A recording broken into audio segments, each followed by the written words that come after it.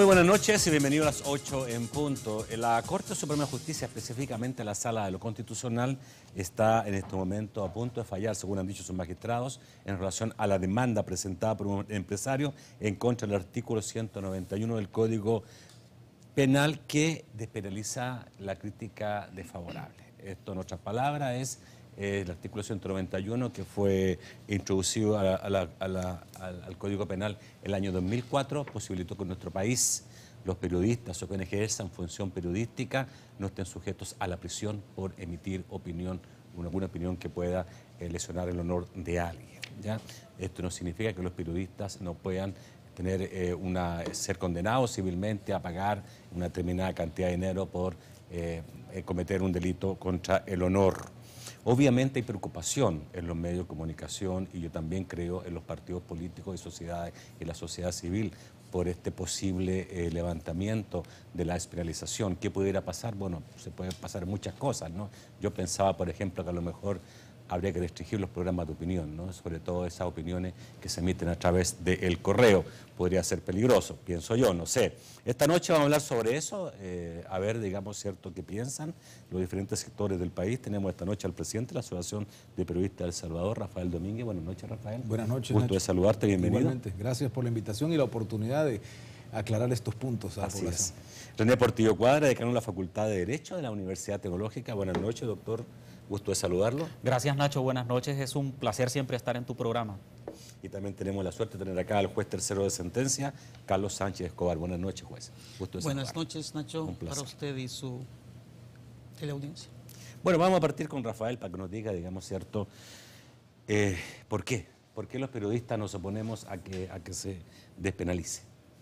Bueno, Nacho, es muy fácil pensar por qué, y quizás para nosotros, pero para la gente probablemente pueda sonar un poco extraño el hecho de que exista un artículo que despenaliza la crítica desfavorable en las áreas de la vida social, porque hablamos de crítica política, cultural, científica, y es que simple y sencillamente no podemos olvidar el histórico de nuestro país y también cómo funcionan las cosas en este país.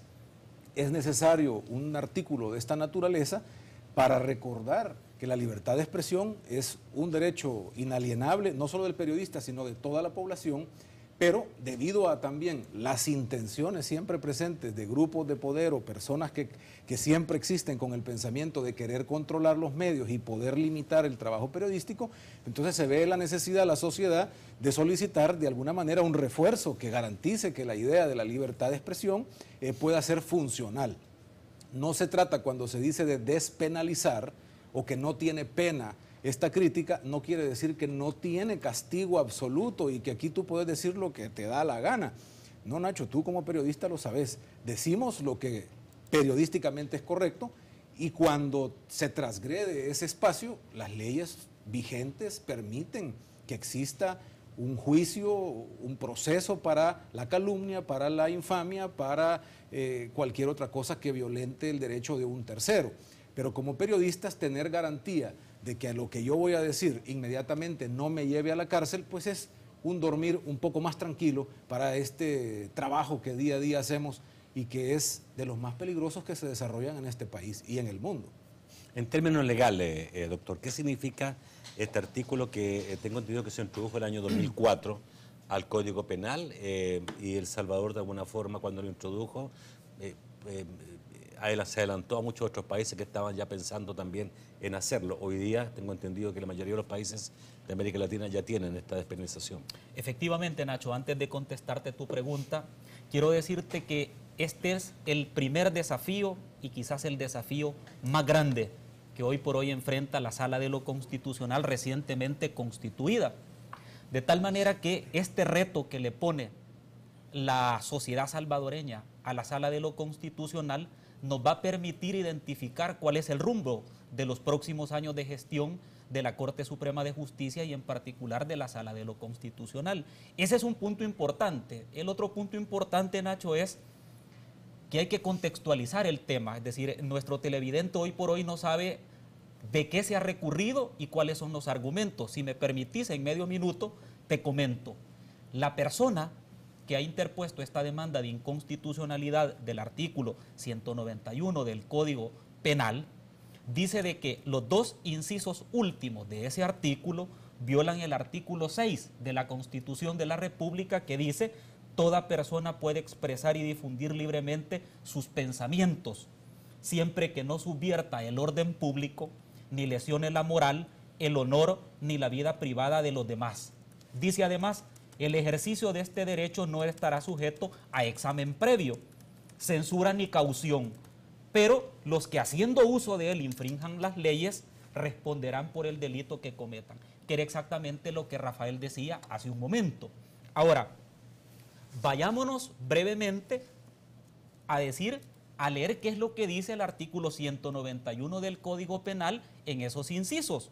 Dice: de igual manera, no son punibles, dice, los juicios desfavorables de la crítica política, literaria, artística, histórica, científica, religiosa o profesional, ni los conceptos desfavorables expresados o difundidos por quienes ejerzan el periodismo mediante noticias, reportes, investigaciones periodísticas, artículos de opiniones, editoriales, caricaturas, notas, etc. Entonces, a juicio del demandante, estos dos incisos violan el artículo 6 de la Constitución. Veamos cuál ha sido el comportamiento histórico, y por eso dije al principio el reto que tiene la Sala de lo Constitucional. Estos dos incisos, que tienen su nacimiento jurídico en el octubre del 2004, no es nuevo para el país. En 1888 se crean las leyes constitutivas, una de las cuales es la Ley de Imprenta. ¿Qué dice la Ley de Imprenta de esa época? Dice: no se abusa de la libertad de imprenta en los casos siguientes.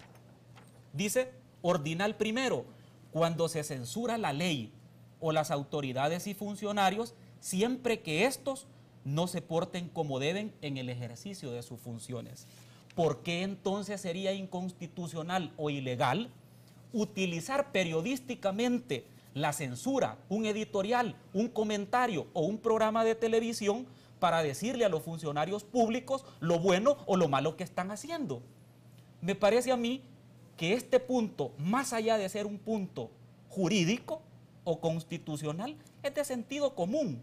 El sentido común es el que dice que la libertad de expresión es una libertad consustancial a los derechos humanos del ser humano, no de los periodistas.